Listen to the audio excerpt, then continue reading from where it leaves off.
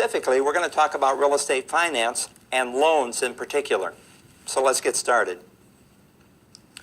Our loans start with a note. And as you notice here, a note is an instrument that evidences the debt. It's an IOU. It's a promise to pay. And as we look at this, we'll see how that note is involved in real estate finance. First off, we want to talk about interest. Interest is the rent paid for the use of money, or capital as it would. And I always like that term. Interest is the rent paid. You never think about it that way. But if you have some money you want to rent to me, I'm available for that. Usury is the charging of an interest rate in excess of the state-established legal limits. And what happens there is the state legislatures will set a formula normally that determines the maximum interest rate that can be charged in that particular state. If a lender exceeds that rate, it's called usury, and the rate is called usurious, is the adjective. So you should be familiar with that particular vocabulary term as far as the test is concerned. And remember also that it's established at the state level, it's not established at the federal level. And you see some questions like that on the test once in a while. Simple interest is interest computed only on the principal balance. Payments are applied first to interest and the balance to principal. Most mortgage loans, deed of trust secured loans, are simple interest. And you know it's simple interest because the note will say payments are applied first to interest and balance to principal.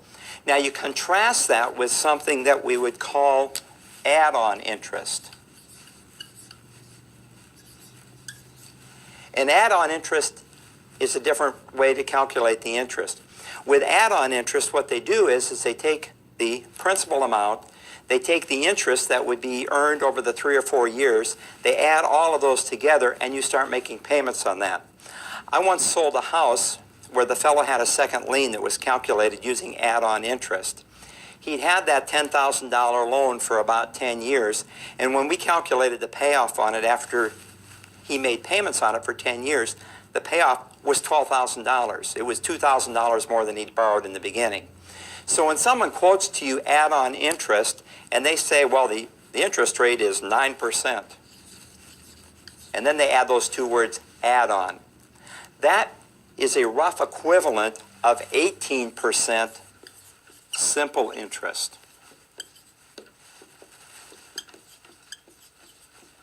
So if somebody's talking to you about add-on interest, you need to be aware. If you look at the contract will say that the payoff is calculated by the rule of 78. And that's a giveaway that you're working with add-on interest instead of simple interest. Okay? Now, compound interest is interest that's computed on the principal and any unpaid accumulated interest. Compound interest is what you're going to get when you put your money in a savings account. And you put that money in a savings account, and maybe it's paying 5% interest, and it's $100. So at the end of the year, you've got $105. Then the next year, the bank is going to calculate the interest based on your $105, and so forth and so on. That's compound interest. Another term you should be familiar with is the prime rate. It's the rate charged by commercial banks to their most creditworthy customers. If you look in your local newspaper, or in the Wall Street Journal, you'll see the prime rate. The prime rate is typically the same across the country. One way that the prime rate gets used in real estate is if you go down to your local bank to get, say, a small business loan, or a business loan, say, on your business, you're trying to buy a building, for example. The banker might quote you a rate at, say, 3+ prime. It's an adjustable rate mortgage where he's using the prime rate as the index. That's very, very common in the commercial realm. The discount rate is the rate charged by the Federal Reserve to member banks. Now, we're going to talk a little bit more about the Federal Reserve in the next session, but you should be aware of that discount rate. It's just the rate that banks borrow money from the Federal Reserve. When banks run out of money, which they do, they go down to the Federal Reserve, and they go down to what's called the discount window, and they borrow at the discount rate. And we'll talk about the effect it has on the economy in the next session, but that's the discount rate. Amortization is another term you should be familiar with. It's the liquidation of a financial obligation through regular installments of principal and interest. And this is the one that most of us have heard about. This is your 30-year Principal and interest payment every month, it's level for the entire 30 years, or if you borrow for 15 years, level for the 15 years. The word mort in here, M-O-R-T, is our Latin word for dead, or Latin for dead, I should say. That's where we get our word mortician, mortuary. And amortization basically means the death of that loan. It's getting paid off in equal payments over the term of that loan. One thing that's been popular lately is these interest-only mortgages or deeds of trust. And only the interest is being paid on that. I looked at the terms of one recently. It was interest only for the first 10 years, and then it amortized over the last 20 years of the loan. We're going to see some interesting effects on the economy, of course, with those interest-only payments. Partially amortized installment note, regular level payments during the term of the loan with a final payment substantially larger than the preceding payments. What's happening here is, and again, you'll see this at your local bank, we were looking at a commercial loan the other day, and the banker said that it was going to be amortized over 20 years, but it had a 7-year call, which meant that we were going to make payments like we were paying over 20 years, but at the end of 7 years, we had an entire balloon payment. So that was a partially amortized note. And that final payment then, that huge payment, is called the balloon payment. Fully amortized note, fixed interest rate level for the life of the loan. That's your 30-year fixed, 15-year fixed, also called the level payment. And then we have the adjustable rate mortgages. The interest rate is tied to a movable economic index. And I want to talk about these adjustable rates for a moment, because when you compare lenders, and you compare this lender has a 30-year fixed rate and this lender has a 30-year fixed rate, those are basically the same type of loans. He may be charging a certain percentage here and a little higher percentage here, but the terms and conditions of the loans of those loans are basically the same. That is not true with an adjustable rate mortgage. Adjustable rate mortgages are like people. Every one of them is different.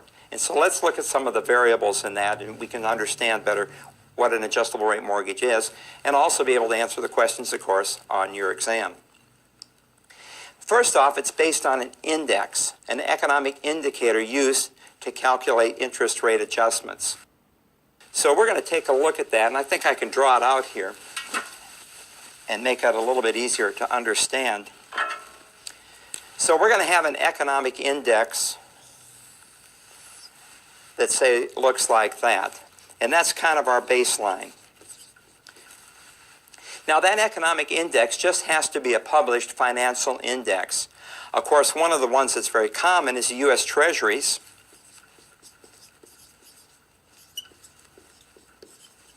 Or the T-bills, if you would.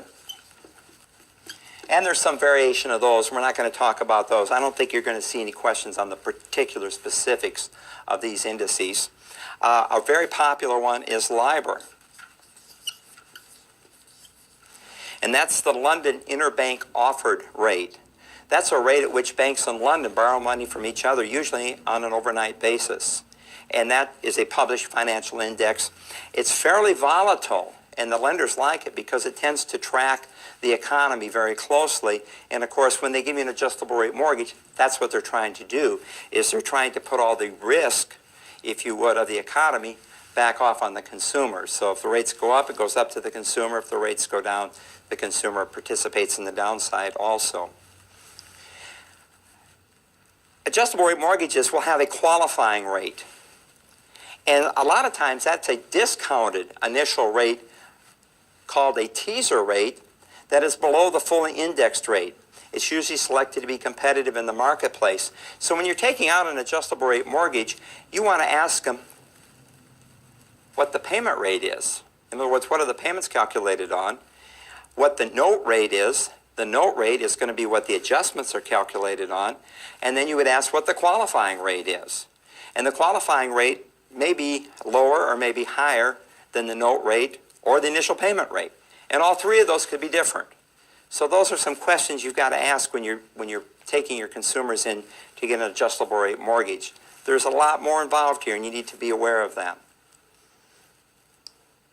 Now, to this index, the lender is going to add a margin, number of percentage points after the lender adds the index rate to calculate the ARM interest rate at each adjustment.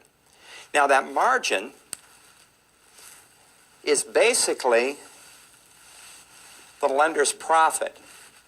And so the distance between our payment rate up here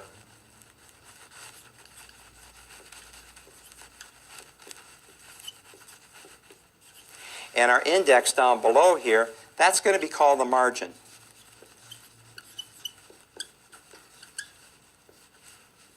Now that margin usually will be expressed in percentages. Sometimes you will hear it in basis points. And you'll ask the lender, and the lender will say, well, it's 300 basis points. Written like that, which translated means it's 3%. And so to whatever the index rate is, that lender will add 3%, and it basically represents the lender's profit on the loan. So you could talk about the index being the wholesale rate and the payment rate to the consumer being the retail rate, if you want to look at it that way.